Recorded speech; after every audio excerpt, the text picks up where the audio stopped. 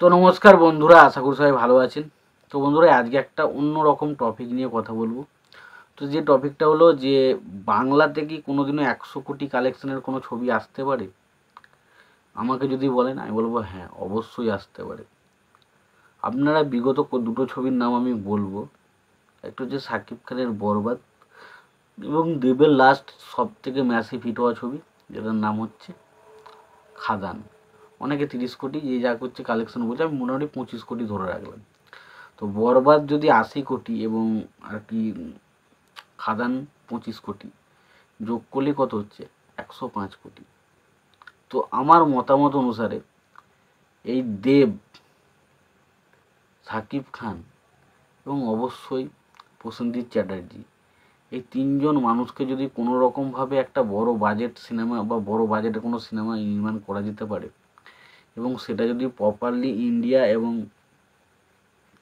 বাংলাদেশ দুটো জায়গাতে যেন প্রপারলি রিলিজ করে এবং ছবিটা যদি কোনো পাইরেসি না হয়, তাহলে কিন্তু এরকম কিছু একটা কালেকশন আমরা হয়তো দেখতেই পেতে পারি বাংলার কোনো ছবি নিয়ে।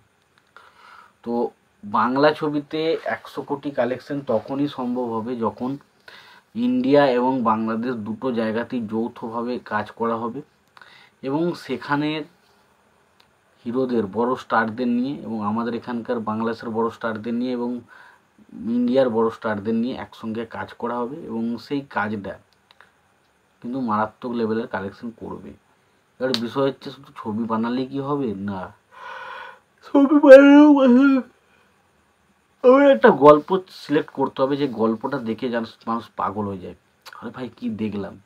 তো সেরকম যদি হয় না, তাহলে কিন্তু আমাদের এপার বাংলাও যে বক্স অফিস কালেকশন হয় না, সেটা বলা ভুল।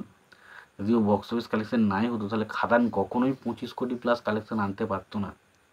তো সুতরাং আমাদের এখানেও কিন্তু একটা অডিয়েন্স রয়েছে যারা কিন্তু ছবি দেখার জন্য মরিয়া, বাট তারা কিন্তু সেই লেভেলের কোনো ছবি পাচ্ছে না যেগুলো তারা দেখবে, বা তাদের কাছে কিন্তু ছবিগুলো খুব একটা ইন্টারেস্টিং হয় না।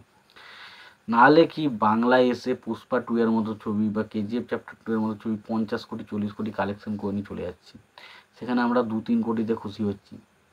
তো ডেফিনেটলি বক্স অফিসের একটা মার্কেট অবশ্যই ভালো রয়েছে বাংলাতে, বাট সেটাকে আমরা ঠিক করে ক্যাটার করতে পারছি না। আমার মনে হয় এই মুহূর্তে অন্যতম একটা দেব এবং সাকিব খানকে নায়ক হিসেবে রেখে প্রসেনজিৎকে একটা পারফেক্ট ভিলেন হিসেবে ইউজ করে একটা যদি কোনো সিনেমা, বড় সিনেমা বানানো যায়, তাহলে কিন্তু আমরাও পেতে পারি বাংলায় প্রথম 100 কোটি কালেকশন, কিন্তু হামেশাই হতে পারে বলে আমার মনে হয়। তোমাদের কি মতামত সেটা জানিও, আর এই বিষয়টা নিয়ে তোমাদের কি মতামত রয়েছে সেটা জানিও। আর প্রসেনজিৎ,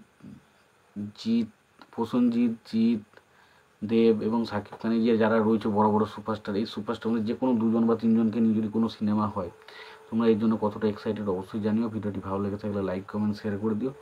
চ্যানেলটি নতুন দেখলে অবশ্যই তোমরা চ্যানেলটা সাবস্ক্রাইব করে নিও, পাশে বেল আইকনটা অবশ্যই প্রেস করে দিও। ভালো থেকো, সুস্থ থেকো, দেখা হচ্ছে পরে।